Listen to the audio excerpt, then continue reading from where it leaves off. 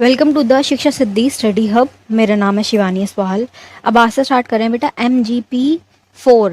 ठीक है, सब्जेक्ट आपका वही गांधी जी के ऊपर है पूरा कि गांधी जी की राजनीतिक चिंतन क्या था, कि राजनीति के बारे में गांधी जी के क्या विचार थे, गांधीज पॉलिटिकल थॉट। ठीक है, MA सेकेंड ईयर वाले बच्चों का है ये, इग्नू का। ठीक है, बाकी आप सोल से भी हो, NC वेब से भी हो, रेगुलर से भी कर रहे हो, तब भी सब्जेक्ट सेम ही है, सिलेबस सभी का सेम ही चल रहा है। ये मेरी इंस्टा और टेलीग्राम चैनल आईडी है, कोई भी क्वेश्चन क्वेरी हो आप मुझसे यहाँ पे पूछ सकते हैं। ठीक है, और जो भी आपके सारे लिंक्स होते हैं, ये जितने भी मैंने आपकी प्लेलिस्ट करवा दी है अब तक, ये सारे सब्जेक्ट्स करा दिए मैंने, इन सभी के लिंक भी आपको नीचे डिस्क्रिप्शन बॉक्स में और टेलीग्राम चैनल आईडी पे मिल जाएंगे। ठीक है, ये सारे ही सब्जेक्ट हो गए हैं, एक दो ये वाले बच रहे हैं, बस वो होने वाले हैं। MGP 4 और MGPE 8, जिन बच्चों ने ये ले रखा है बड़ा ही सही काम किया है आपने, समझदारी का काम। दोनों में ही सेम क्वेश्चंस आ रहे हैं, इसके और इसका सिलेबस 80% मैच करता है, कुछ खास ज़्यादा अंतर नहीं, 80% सेम क्वेश्चन है। स्वराज वाला क्वेश्चन यहाँ भी है, यहाँ भी है। ठीक है, स्वराज, अहिंसा वाला, शांतिवाद, सेम सेम क्वेश्चन है। तो अगर आप इसका कर रहे हैं ना, तो इसके लिए भी प्रिपरेशन हो रही है आपकी। ठीक है, सेम क्वेश्चन आएंगे। और ये जो एक नीचे सब्जेक्ट है MGP 7, ये भी गांधी जी के ऊपर ही है। ठीक है, स्टार्ट करेंगे बेटा। पहला क्वेश्चन क्या है आपका, महात्मा गांधी के अनुसार संरचनात्मक हिंसा। हिंसा के दो प्रकार होते हैं, एक होती है अप्रत्यक्ष और दूसरा होता है प्रत्यक्ष। अप्रत्यक्ष होती है संरचनात्मक, जो आपने खुद ने क्रिएट करी है, लड़ाई सच में नहीं हो रही है, आपने क्रिएट करी है। मतलब वॉर जो है ना, रियलिटी में प्रत्यक्ष रूप से नहीं हो रही है, जिसमें गन हो चल रही हो, बारूद, गोला बारूद, बम की सामग्रियां, जो युद्ध में सामग्री यूज होती है ना, तलवार वगैरह, वो सब ना हो, आप प्रत्यक्ष हो, तो उसे क्या कहा जाता है, संरचनात्मक हिंसा। जिसमें क्या है, महात्मा गांधी के अनुसार संरचनात्मक हिंसा समाज के व्यक्त ऐसी व्यवस्थाओं और प्रणालियों की दर्शाती है जो व्यक्ति और समूहों को नुकसान पहुंचाती हैं और उनके अधिकारों को हनन करती है। ठीक है, ऐसी खुद की क्रिएट करी हुई प्रॉब्लम्स, जिससे क्या है सबके अधिकारों वगैरह का हनन होता है, प्रॉब्लम्स क्रिएट होती है। यह हिंसा सीधे तौर पर नहीं होती, मतलब डायरेक्ट नहीं होती कि तुम किसी को मार रहे हो, तुम टच कर रहे हो, तुमने बहुत दूर हो, तुमसे बहुत दूर है व्यक्ति, यहाँ खड़ा हो, तुम यहाँ खड़े हो, बिल्कुल दूर हो, टच भी नहीं करा, लेकिन वो भी हिंसा है कि आपने उसको शारीरिक रूप से टच नहीं करा, आपने उसको शारीरिक रूप से हानि नहीं पहुंचाई, आपने उसे मानसिक रूप से हानि पहुंचाई है। गलत बोल के, मुंह से कुछ गलत से गलत शब्द करके, उसे नीचा दिखा के, उसे ये बोल के कि तू नीची जाति का है, हम ऊंची जाति के हैं, उसको देख के मुंह फेर लेना, उसे देख के थूक देना, इस तरीके की हिंसा कि उसके तुमने मन को ठेस पहुंचाई, उसके मन पे चोट लगी है, शरीर पे कोई चोट नहीं है, उसके मन पे चोट लगी है, इस तरीके से। ठीक है, दिखाई देती है, मतलब ये कि सीधे तौर पे नहीं होती, तुमने उसे टच भी नहीं किया, बहुत दूर खड़ा है वो, तुम भी बहुत दूर खड़े हो, लेकिन तब भी तुमने उसका हिंसा करी है, उसके मन को दुखा कर।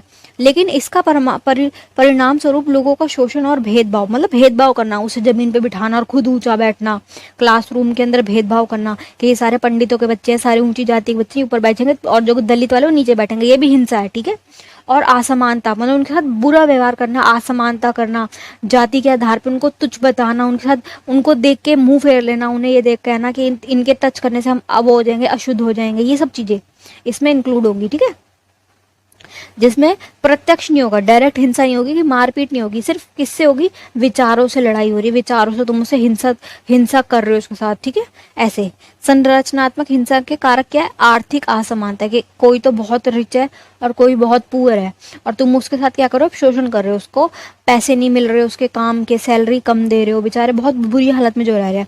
संसाधनों की असमानता, कि कुछ बहुत अमीर है, कुछ बहुत गरीब है, तो ये भी क्या है, एक असमान रूप से हिंसा है, आप प्रत्यक्ष रूप से है जो। ठीक है, सामाजिक भेदभाव, भेदभाव देखो जाति पे है, धर्म पे है, लिंग के आधार पर, लड़कों के साथ अच्छा व्यवहार हो रहा है, लड़कियों के साथ बिल्कुल बुरा व्यवहार हो रहा है, लड़कों को स्कूल भेजो, लड़कियों को भेज ही नहीं रहे, उनके साथ जितने भी बुरा व्यवहार हो रहा है वो सब क्या है, हिंसा ही है, पर कैसी है, अप्रत्यक्ष, तुमने उन्हें टच नहीं किया, बस उनके साथ व्यवहार बुरा कर रहे हो तुम।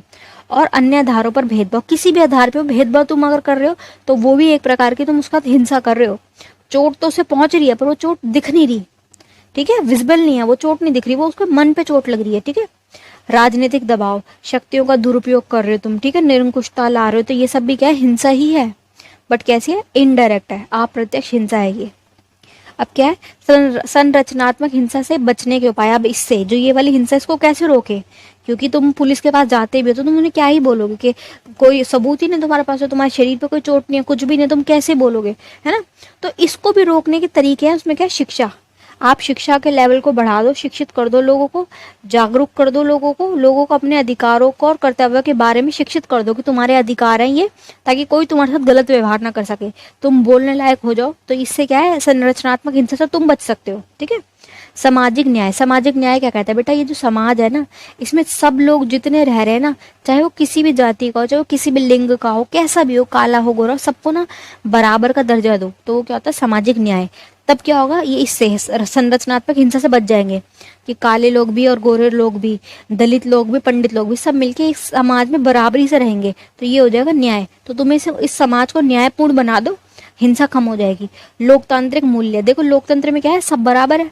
तुम लोकतंत्र को ले आओ, सब कुछ बराबर कर दो, हिंसा रुक जाएगी। ठीक है। शक्तियों को सही तरीके से उपयोग अगर हो जाए ना, तो हिंसा ये वाली जो संरचनात्मक है ये खत्म हो जाती है। संरचनात्मक हिंसा को रोकने के लिए सामाजिक आंदोलनों को स्टार्ट कर सकते हैं, नीतिगत परिवर्तन ला सकते हैं, रूल्स बना दो भाई। अगर कोई किसी के साथ गलत व्यवहार कर रहा है, ऊंची नीची जाति का कर रहा है, लिंग भेदभाव कर रहा है, तो उसके खिलाफ रूल बना दो अच्छे। ठीक है। व्यक्तिगत जिम्मेदारी, सब अपनी जिम्मेदारी भी ले, खुद भी समझे कि सभी लोग बराबर है, इंसान है, किसी को बुरा व्यवहार ना करो, किसी को दुख ना पहुंचाओ, ये सब व्यक्तिगत जिम्मेवारी। ठीक है। लोगों को एकजुट करके परिवर्तन लाया जा सकता है। सरकार और संस्थाएं रूल्स बना दे, स्टिक के कोई ऐसा नहीं करेगा, और करता है तो उसको दंड मिलेगा। ऐसे अपने दैनिक जीवन में हम समानता और न्याय को बढ़ावा दें, हम किसी के साथ बुरा व्यवहार ना करें। जो स्वीपर वगैरह होते हैं, जो हमारे स्टाफ वाले होते हैं, जो गरीब लोग होते हैं, उनके साथ बुरा व्यवहार मत करो। ठीक है। उनके साथ ऐसा व्यवहार मत करो कि वो अछूत है, उनके हाथ से पानी नहीं पियेंगे, खाना नहीं खाएंगे, ये सब मत करो। ये भी हिंसा है। भले तुमने उनको कुछ मारा नहीं, तुमने उनके ऊपर हाथ नहीं उठाए, लेकिन जो तुमने शब्द बोले ना ये वाले कि हम इनके हाथ का पानी नहीं पियेंगे, इससे उन्हें बहुत चोट लगेगी। इस बात से उनके मन पे इतनी चोट लगेगी ना, वो ठीक भी ना हो। क्योंकि शरीर की जो चोट होती है ना बेटा, वो ठीक हो जाती है, पर जो मन पे चोट लगती है ना, उसमें तो बड़ा ही टाइम लगता है, वो ठीक नहीं होती। उसका इलाज भी नहीं है। डॉक्टर क्या किस चीज का इलाज करेगा जो दिख ही नहीं रही चोट। इन उपायों को अपनाकर हम क्या है, संरचनात्मक हिंसा को ना कम कर सकते हैं, और इसको न्यायपूर्ण स्थिति एक क्या है लाई जा सकती है। ठीक है। अब बेटा आपका नेक्स्ट क्वेश्चन आ रहा है, महात्मा गांधी के अनुसार महिलावाद, गांधी जी के हिसाब से महिलावाद, नारीवाद क्या था, महिलाओं को लेकर गांधी जी की क्या मतलब सोच थी, उसको पढ़ेंगे अब हम इसमें। ठीक है। महात्मा गांधी के अनुसार महिलावाद का अर्थ है महिलाओं को समाज में समान अधिकार और सम्मान प्राप्त कराना। मतलब इनके हिसाब से क्या है कि आप इक्वल अधिकार दो और उनको इज्जत दो, बराबरी का दर्जा दिया जाए, बराबर का सम्मान किया जाए। गांधी जी का मानना था कि महिलाएं समाज की रीढ़ है। देखो अगर महिलाएं नहीं होंगी तो तुम्हारा वंश आगे कैसे बढ़ेगा। जो ये बेबी होते हैं, जो बच्चा पैदा हो रहा है, वो कैसे होगा। लड़के तो नहीं कर सकते ना। तुम्हारा वंश जो बढ़ा रही है आगे, वो लड़की तो है। तो तुम कैसे कह रहे हो कि लड़की को इज्जत नहीं है, लड़की कुछ नहीं करती।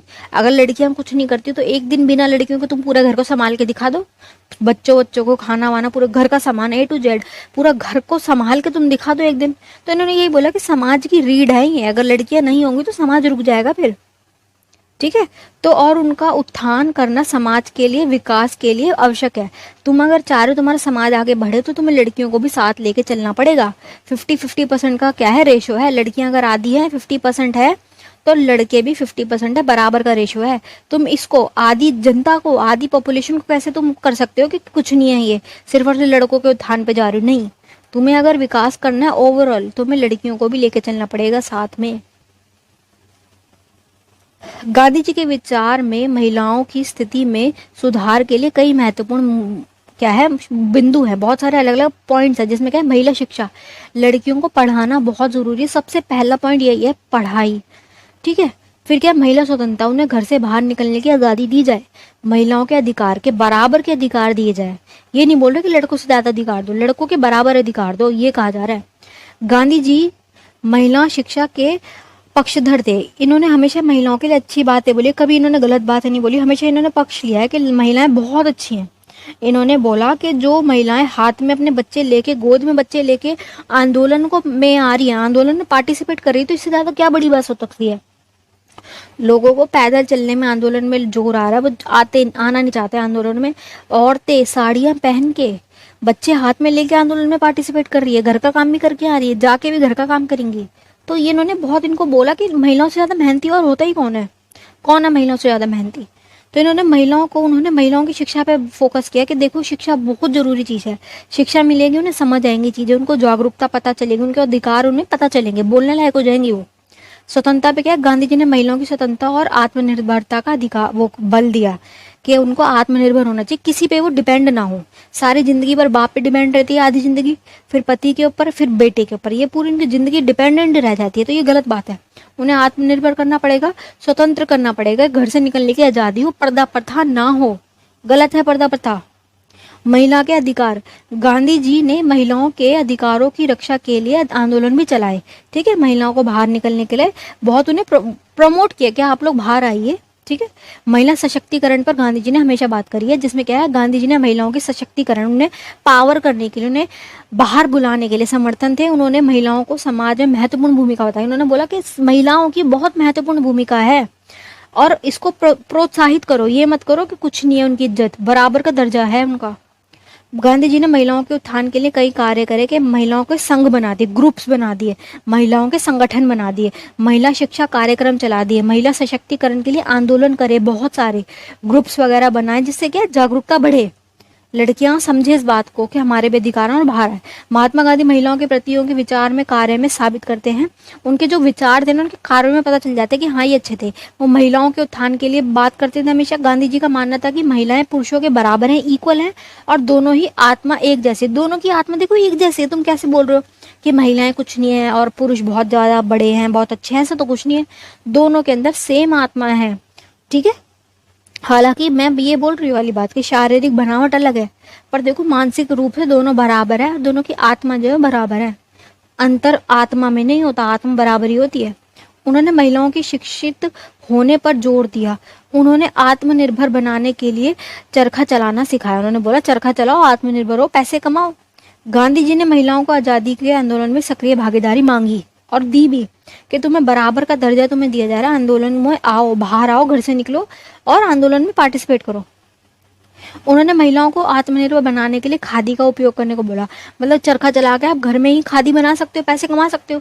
उन्होंने महिलाओं के पर्दा प्रथा को चुनौती दी। उन्होंने गलत बोला, भाई किस बात का पर्दा, किस बात का पर्दा करवा रहे हो तुम, क्यों लड़कियां घर में रहें, क्यों बाहर नहीं निकल सकती। उन्होंने महिलाओं को यह विश्वास दिलाया कि उनके बिना आंदोलन नहीं चल सकता। उन्होंने बोला कि आपका आना बहुत जरूरी है, आपके बिना आंदोलन नहीं चलेगा। उन्होंने महिलाओं को यह बताया, ज्ञान, विमरता और धैर्य, त्याग और विश्वास की मूर्ति बताया। देखो सही बोला, इन्होंने कुछ गलत नहीं बोला। जो महिलाएं हैं वो इन सब चीजों को, मतलब इन सब चीजों की ब्रांड मास्टर है। शांति में लड़कियां आ गया, ज्ञान में लड़कियां आ गया, विनम्रता में है, धैर्य में, त्याग में, हर चीज में तो लड़कियां आ गया। शक्ति, संपत्ति, समृद्धि, सब कुछ तो लड़कियां ही हैं, तो फिर लड़कों को किस बात का घमंड है। उन्होंने महिलाओं को यह बताया कि सभी कभी भी अपने आप को कमजोर मत समझो, किसी से कम मत समझो, आप ज्यादा ही हो। अगर मैं भी बोलूँ ना, तो लड़कों से तो ज्यादा ही स्ट्रगल है लड़कियों का, लड़कों का नहीं है इतना। लड़कों को पीरियड का दर्द नहीं झेलना पड़ता, लड़के प्रेग्नेंट नहीं होते, डिलीवरी का दर्द लड़के नहीं झेलते, घर का सारा काम लड़के नहीं करते, बच्चों को लड़के नहीं पालते। हर जगह अगर देखा जाए तो लड़कियों का ही त्याग ज्यादा है। लड़की अपना घर छोड़ती है, उन्हें ससुराल जाना पड़ता है, लड़की को तो कहीं नहीं जाना पड़ता, वो तो अपने घर में ही है। माँ उसकी, बहन उसकी, सब कुछ उसका ही है। लड़कियों की तो जिंदगी खराब होती है ना, सांस नंदे हाथ धो के पीछे पड़ जाती है। तो हर जगह ही देखा जाए तो लड़कियों का स्ट्रगल ज्यादा ही है। तो गांधी जी ने यही बोला।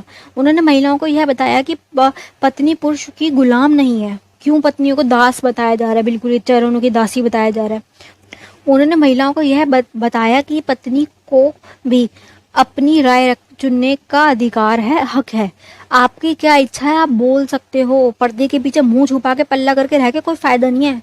भगवान ने जुबान अगर दी है ना, तो उसका उपयोग करो। ठीक है, भगवान अगर ऐसा हो, भगवान के मन में अगर ऐसा कुछ होता है लड़कियां पर्दे में रहें, पर्दे में रहें, तो भगवान चेहरे पे पर्दा लगा के भेजता। फिर लड़कियों को चेहरा बनाया क्यों फिर भगवान ने?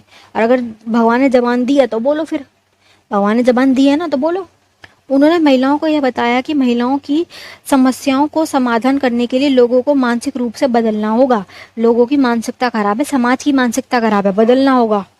उन्होंने महिलाओं को यह बताया कि महिलाएं सभी स्तरों पर भारत को बदलने के लिए बहुत कुछ कर सकती हैं। मतलब महिलाओं को प्रमोट किया कि बहुत अच्छी भूमिका है उनकी, आप उन्हें कम ना समझो। ठीक है, चलिए बेटा 2 क्वेश्चन करें हमने इसमें, एक पार्ट में, सभी पार्ट में 2 से 3 2 क्वेश्चन करते हुए चलेंगे। ज्यादा से ज्यादा 8-10 पार्ट में आपको पूरा सिलेबस हो जाएगा, सारे इंपॉर्टेंट क्वेश्चन, ऑलमोस्ट सारे जितने भी इंपॉर्टेंट है सब हो जाएंगे इसमें, मोर देन इनफ हो जाएंगे। बाकी ये कि कुछ अभी भी ना के समझ आ रहा हो आपको, तो आप मुझसे कमेंट बॉक्स में पूछ सकते हैं। इंस्टा की मैंने आईडी दे रखी, वहां पे पूछ सकते हो। आपके मैंने बेटा इस बार सेकंड ईयर वाले बच्चों के इस सेमेस्टर के लिए, जो दिसंबर में आपका सीजन आ रहा है, उसके लिए मैंने 8 सब्जेक्ट करा दिए, 8 सब्जेक्ट की लिस्ट जो मैंने आपको दिखा दी, और लिंक सारे नीचे डिस्क्रिप्शन बॉक्स में भी होंगे और अभी एंड स्क्रीन पे भी आपको दिख जाएंगे, ठीक है। उन सभी को जरूर देखिएगा। चलिए, best of luck for your exam.